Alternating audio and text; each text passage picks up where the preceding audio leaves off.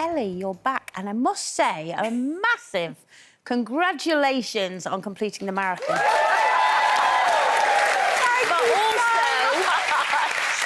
Also, it's taken its toll, hasn't it? It really has, unfortunately. Well, halfway round, I tripped over and I said to my husband, I think I've just had a crack in my shoe. And he said, don't worry, you've only got 10 kilometres to go. He was lying, there was a lot more.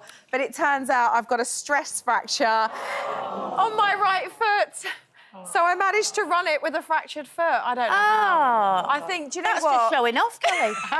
It was the most... I didn't know what to think. I've never run a marathon before. It was the most incredible day. Like, it was... The crowd just carried us through, and we had gorgeous weather. I mean, it was very hot. We hadn't trained in heat like that, so we couldn't breathe half of it. But it was just phenomenal. And we started out really early. Because it was such a warm day, my husband said, right, we've got to start at, like...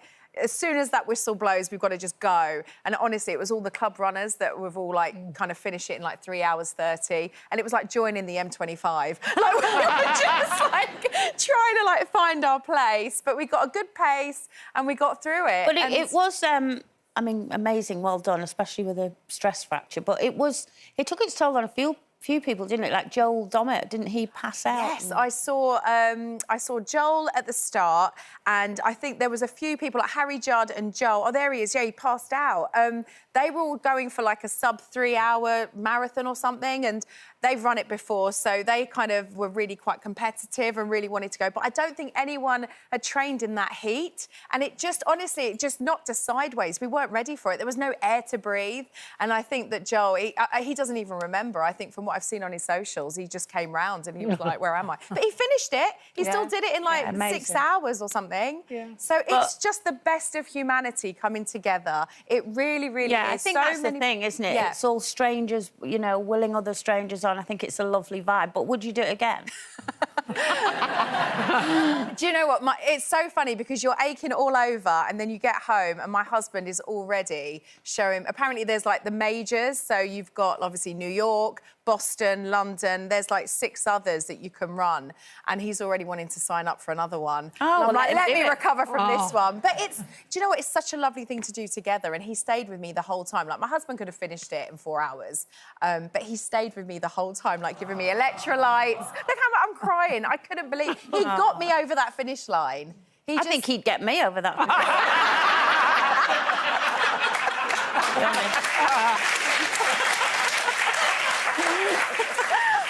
I've got to keep up with him, Colleen. I've got to keep up with him. I'm not surprised. I mean, fitness has become a real thing, hasn't it, all over social media, and it seems that it's not just about fitness, it's fitness challenges. Yeah. You know, people climbing mountains, people doing this, that and the other.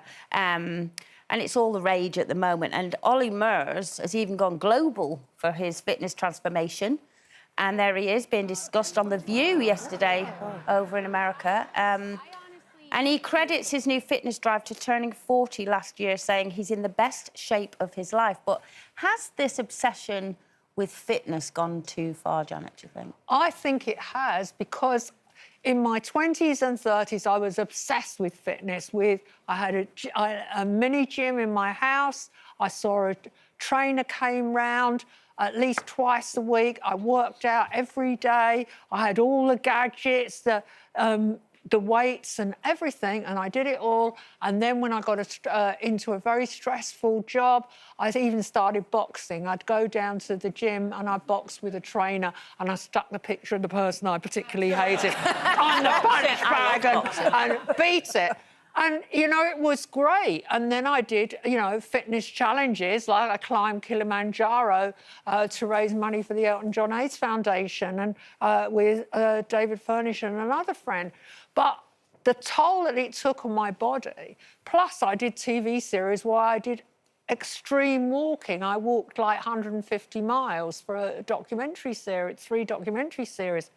So what's happened now is all my joints are messed up. And I don't think that people should be running on tarmac if they're over 40. I definitely don't, because that pounding on roads is so bad for your joints.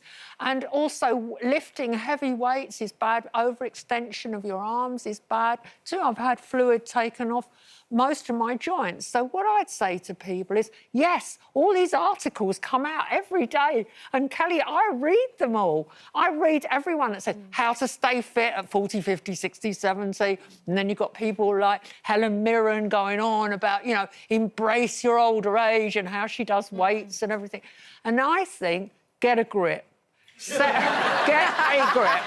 Set the bar at a low, achievable level. And, you know... But Joe Wicks was saying that as we were running the marathon. He called it Jeffing. And he said, I know everyone's wanting to get, like, their PBs and go fast, but he said, enjoy it, soak up the atmosphere, walk, run, Well, don't you think that's it, Linda? It's like it's exercise in moderation. You don't have to push yourself all of a sudden to run 26 miles. No, but I was obsessed with doing the 10,000 steps a day. And then I found out you didn't have to do the steps, you could just sit and clap your hands. Well, actually, Linda, I've got news for you, because it turned out that the 10,000-step goal was completely arbitrary. And then doctors have said in the last 2 years, 5,000 steps is more than enough. And in fact, 2,000 or 3,000 if you're over 50 or 60. The main thing that I say to people is keep moving. Keep moving. If you haven't got a dog's a good way to get you walking every day, but you need to walk for at least 20 minutes a day, not a dawdly walk, like a proper walk. A proper walk. Well, I have to join in on all your great adventures, but I cycled the Nile. I know you're laughing, but I actually did. I didn't mean to. I turned up as what I thought was a token celebrity to be at the start going, yeah, good luck, everyone. And at the end going, well done. And they went, when I got there, these lovely people went, we're so glad you're doing it with us. And wheeled this bike out. I ended up having to wear bubble wrap down my shorts. You sure it was bubble wrap? It was bubble wrap. It was bubble wrap because my bottom was cut. And I had to wear bubble wrap and say to everyone, I promise the noise is bubble wrap, because they all honestly, it was the hardest thing I ever did. Yeah. Did you how did you feel when you finished, though? I felt really proud of myself, because I hadn't trained for it. It was 80 kilometres a day, and I hadn't trained for it, but I managed to do it. So I was proud of myself, but there was not one single... It was for the Alzheimer's Society, and I actually managed to do it, so I was proud of myself, but there wasn't one single moment where I thought, oh, I'm going to do that again. I thought, well done, now go home, get a grip. And a Mars bar. Anyway...